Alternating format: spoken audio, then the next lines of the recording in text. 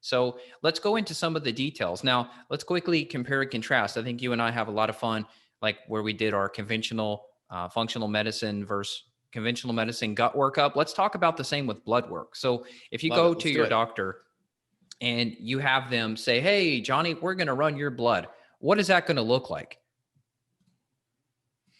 So a conventional medical doctor, they're typically going to do a CBC. They're going to do a metabolic panel.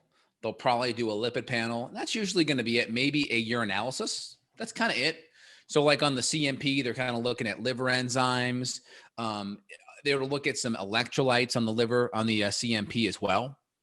Those liver enzymes, electrolytes, maybe some protein markers there.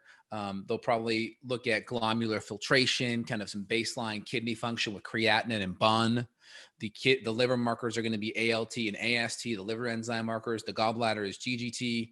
They'll probably look at some bilirubin.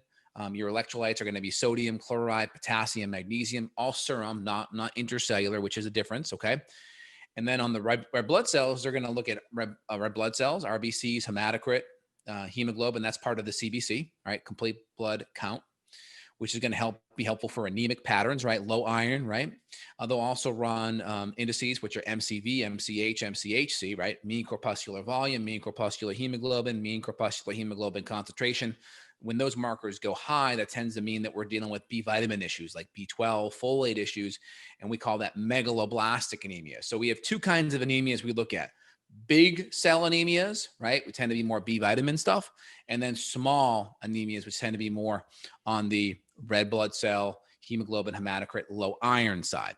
And then we have immune markers, whether it's neutrophils, lymphocytes, eosinophils, monocytes, and basophils, which could be from bacterial issues, parasite issues, gut inflammation issues, viral issues.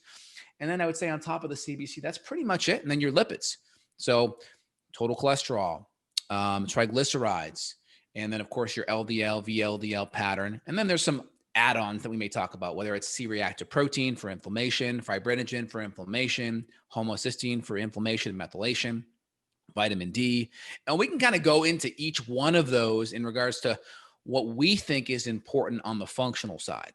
But, the whole lipid thing it's kind of overplayed, right? People think that lipids are a really important issue now once you start going over 200 or so on the total cholesterol, and that may not be. And we'll talk about the ratios and the perspective that we add to it when we look at it.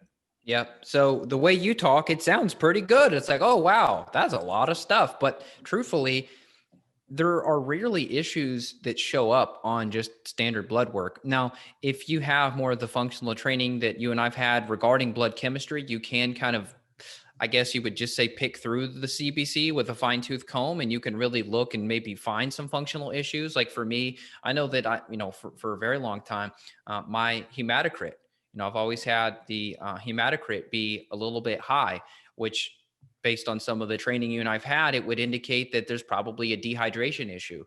And that's tough. It's tough to stay hydrated. And so even if I'm sipping on water all day, but I've heard there's a big influence on anti-diuretic hormone and all of that when you're exposed to mold toxin. That's a conversation for another day. But anyway, unless you're really looking with a fine tooth comb, conventional blood work doesn't reveal much.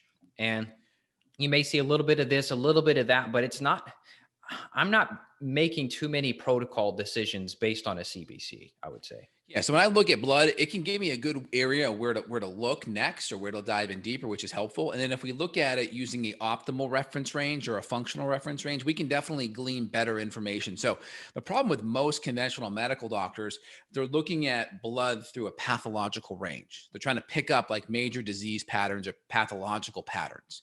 And so how it works is you have all people kind of fit in what's called the bell curve.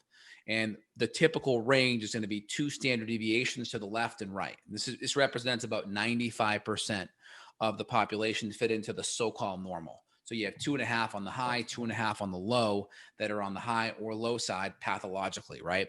And so the problem with that range is as people get more unhealthy and sicker, and as those sick people tend to test more, what happens to the lab reference range over time? It gets wider. And so it becomes more encompassing. It's like having a bad field goal kicker, and you make the field goal every year wider and wider and wider and closer to compensate for the lack of good kickers out there. So it's kind of like that. And so what we do is we kind of narrow up that range a little bit, and that narrower range helps us pick things out before it becomes a problem.